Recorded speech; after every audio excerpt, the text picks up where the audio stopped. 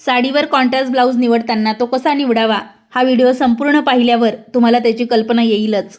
तर आपल्या साडीतील छटा या ओळखायच्या आहेत।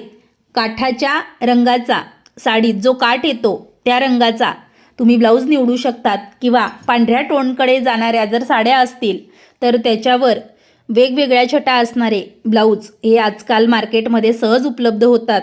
तर त्या पद्धतीचे ब्लाऊज तुम्ही घालू शकतात।